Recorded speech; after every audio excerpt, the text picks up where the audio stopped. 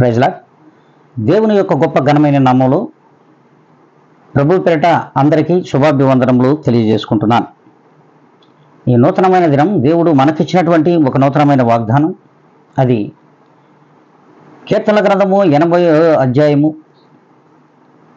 3వ వచనం.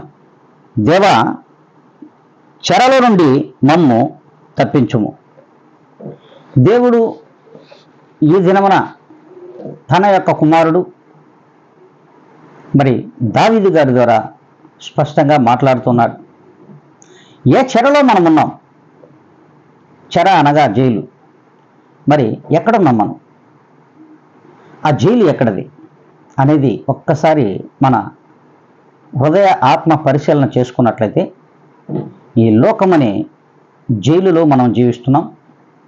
లోకమనే ఆశల పల్లకిలో మనం ఊరేగుతున్నాం. కనుకనే ఈ లోకమనే జైలు నుండి విడుదల చేసి పాపమని ఆ సంఖ్యల నుండి తప్పించి, మరి దోషము మోసము అనే ఆ యొక్క వ్యర్థమైనటువంటి క్రియల నుండి తప్పించి, మరి తన చెంతకు స్వతంత్రులుగా చేర్చమని దేవుడు అంటున్నాడు. మరి ఆ రీతిగా మనం ఈ లోకంలో జీవించాలి అనుకుంటే, స్వతంత్రులుగా ఈ లోకంలో జీవించడానికి క్రీస్తులో మాత్రమే స్వతంత్రులు కాగలం. అలా ఉండాలి అనుకున్నట్లయితే, మరి ఆ లోకమనే చెర నుండి, పాపం అనే చెర నుండి, దోషం అనే చెర నుండి, మరి లోకాశలనే పల్లక నుండి విడుదల పొంది స్వతంత్రులుగా ప్రభువులో జీవించడానికి మరి తప్పించమని అడుగుతూ ఉన్నాడు. మరి మనం ఆ రీతిగా అడుగుతున్నామా? ఈ చెర నుండి మనం విడుదల పొందాలి, స్వతంత్రులుగా దేవుల్లో జీవించాలని ఆశ కలిగినటువంటి ఆ యొక్క ప్రాణములు ఎంతమంది? అలా ఉండగలిగిన విశ్వాసులు ఎంతమంది?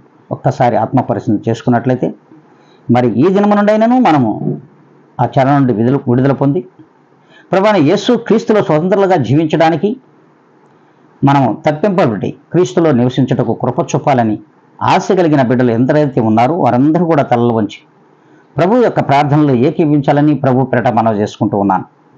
మహాపరిశుద్ధుడా, ప్రేమ కలిగిన మా తండ్రి, కృపా కనికరములు కలిగిన మా దేవ, మీ యొక్క పాదములకు ఎనలేని వందనములు, కోటాను కోట్ల కృతజ్ఞత స్తుతి స్తోత్రములు సమర్పించుకుంటూ ఉన్నాం. మా ప్రభువా, ఈ నూతనమైన దినమున నూతనమైన వాగ్దానము చేత మమ్మల్ని నడిపించుచు మీలో స్వతంత్రులుగా జీవించడానికి చెర నుండి మమ్మల్ని తప్పించమని బ్రతిమలాడుకుంటూ, ఘనతయు మహిమయు ప్రభావాలు మీరు పొందమని ప్రభువైన యేసు క్రీస్తు యొక్క గొప్ప ఘనమైన నామములు అడిగి వేడుకొని ప్రార్థించి పొంది ఉన్నాం మా ప్రియ గొప్ప పరలోకపు తండ్రి. ఆమేన్.